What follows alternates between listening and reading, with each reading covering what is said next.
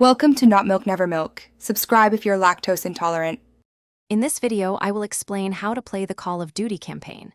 To begin your thrilling single-player journey, first navigate to the main menu of your Call of Duty game. From there, locate and select the campaign option.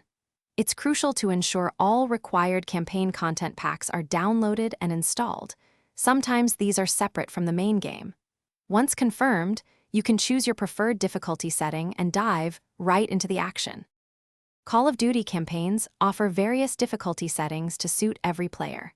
Recruit is perfect if you're new or just want to enjoy the story. Regular provides a balanced experience, while Hardened and Veteran are designed for seasoned players seeking a true test of skill.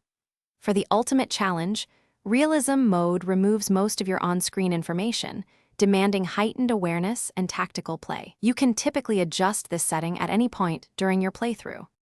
Call of Duty campaigns are structured around a series of missions, usually ranging from 10 to 15 in number.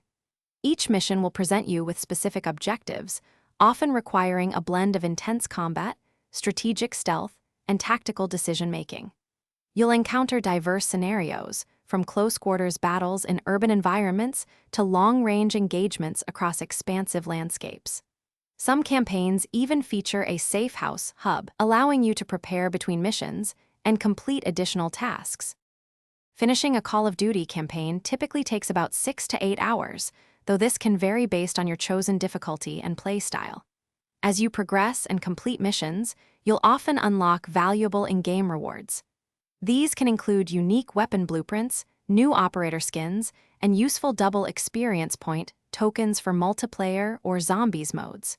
For dedicated players, completing all campaign challenges can even unlock exclusive calling cards and emblems, showcasing your mastery of the story. Thanks for watching. If this was helpful, leave a like and consider subscribing. See you next time.